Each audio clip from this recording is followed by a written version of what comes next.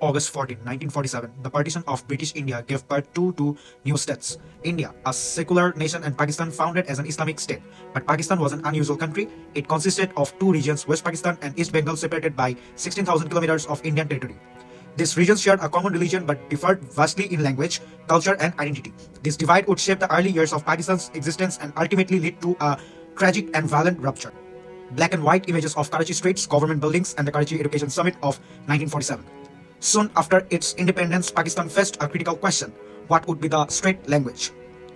In 1947, a key resolution passed at the Karachi Education Summit declared that Urdu would be the sole state language of Pakistan. Urdu, a language widely spoken in West Pakistan, was seen as a unifying force for the new nation. But for the people of East Bengal, this decision was a direct affront to their identity. Crowds in East Bengal street protest and scenes of daily life in Dhaka.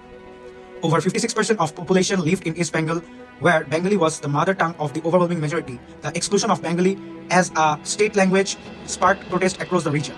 What started as public outcry soon transformed into a political movement. The Bengali language movement was born a struggle for the recognition, identity, and autonomy. In the early 1950s, a young nation was struggling for its voice. In the heart of the Indian subcontinent, East Bengal, later to become Bangladesh, faced an identity crisis that would soon spark a movement that would change history. Following the partition of British India in 1947, East Bengal became part of the newly created Pakistan. However, the political and cultural divide between East and West Pakistan was stark, with language becoming a symbol of resistance and unity. In 1948, the government of Pakistan, led by West Pakistan, declared Urdu as the sole national language of the new country, disregarding Bengali, spoken by the majority in East Bengal. This was seen by many as an attack on the culture and identity of the Bengali people.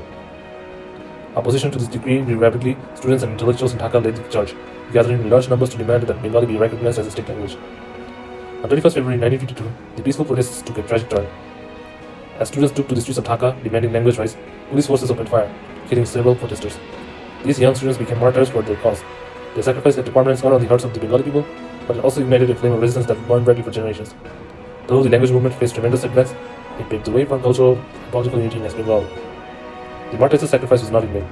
The movement laid the foundation for the eventual independence of Bangladesh in 1971. Today, 21st February is observed as an International Mother Language Day, a testament to the power of the language in shaping national identity. The legacy of the 1952 language movement lives on in the hearts of every Bengali speaker around the world. The language movement of 1952 reminds us that language is not just a tool of communication, it is a beacon of identity, unity, and resistance. The story of these brave students is a reminder of the power that a single voice can have in the fight for justice and equality. Let us never forget the courage of those who gave their lives for language, culture, and freedom. How did the 1970 general elections in Pakistan become a pivotal moment in the nation's history? The answer lies in the country's first democratic attempt after years of military rule, but the elections didn't just make a shift in governance. It exposed deep regional, ethnic, and political divides. Why did these elections lead to unexpected consequences? Because the Army League led by Sheikh Mujibur Rahman dominated East Pakistan, winning 160 out of 162 seats. Therefore, they had a clear majority in the National Assembly. But West Pakistan, led by Zulfikar Ali Bhutto, resisted transferring power, fearing loss of influence. Why did the elections fail to unite Pakistan? Because despite the promise of democracy, the political elite failed to bridge the East-West divide. Therefore, the result was not peace, but war, a civil conflict that eventually led to the birth of Bangladesh in 1971. The 1970 general elections weren't just an electoral exercise, they were a turning point that reshaped South Asia forever. In 1971, a brutal conflict erupted in East Pakistan as the region sought independence from West Pakistan.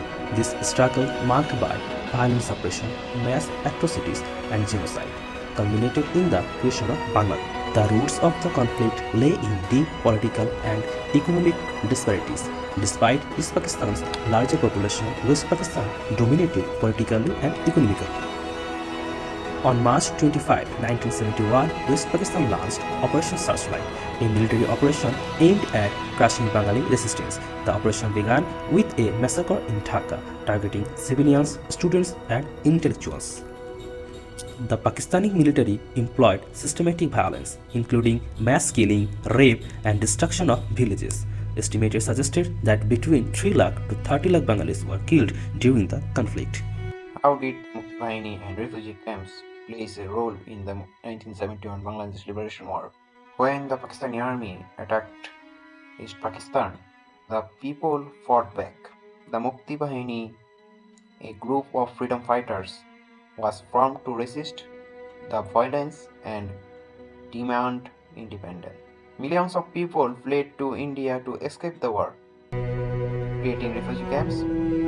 These camps became a place of survival for those who lost everything. Therefore, the Mukti Bahini fought for freedom, and the refugee camps were a symbol of strength and courage of the people during the